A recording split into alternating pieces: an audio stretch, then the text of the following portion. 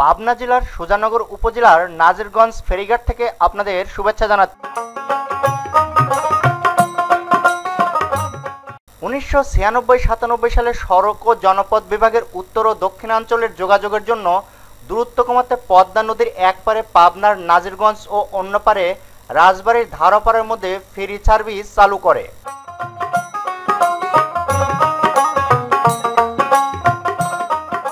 নাজিরগঞ্জ ফেরিঘাটটি পাবনা শহর থেকে 40 কিলোমিটার দূরে এবং সুজানগর উপজেলা সদর থেকে 20.6 কিলোমিটার দূরে অবস্থিত।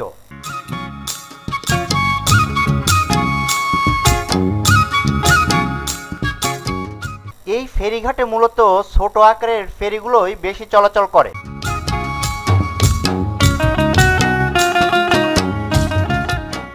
আমরা বন্ধুবান্ধব মিলে এই ঘাটে যখন পৌঁছাই তখন বিকেল 5টা বাজে। সারাদিন আমরা কোনো কিছু খাইনি, তাই আমাদের অপারেশন পেট পূজা চালু হয়ে গিয়েছিল প্রথমেই। আমরা কয়েকটা হোটেল ঘোরার পরে একটা নির্ধারিত হোটেলে খেতে বসলাম। তো সেখানেও যে খুব একটি ভালো জুটলো সে কথা বলতে পারি না, কারণ ভাত ছিল অফুটো, যদিও তরকারিটা বেশ ভালো ছিল, কিন্তু ঠেলায় পড়লে নাকি বাগে ধান খায়, তাই আমরাও যাই পেলাম তাই তৃপ্তি সহকারে খেয়ে নিলাম।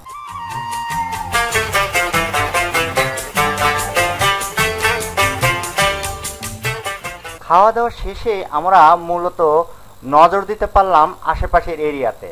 এখানে যেহেতু গোধূলির আগ মুহূর্ত, তাই বেশ ভালো লাগছিল। আর এখানে বেশ অনেক মানুষজন আসছে। আর ঘাটটি আগেই বলেছি যে খুব একটি বড় না, ছোট্ট একটি ফেরি চলে, জনপ্রতি 30 টাকা করে ভাড়া নেয়। এছাড়াও এখানে কিছু ভাড়ায় চালিত নৌকা পাওয়া যায় যে এই পদ্মা নদীতে ঘোরার জন্য।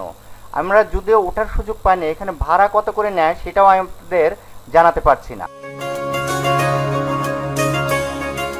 কিন্তু এই নদীর পাড়টিকে যদি সুন্দর করে বেঁধে দিয়ে পর্যটন এরিয়া হিসেবে দেখা হয় তাহলে এখান থেকে সরকারের ভালো একটি রাজস্ব পাওয়ার সম্ভাবনা আছে।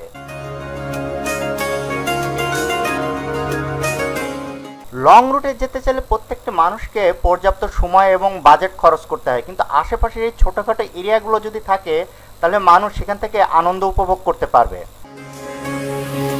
স্বপ্ন টানে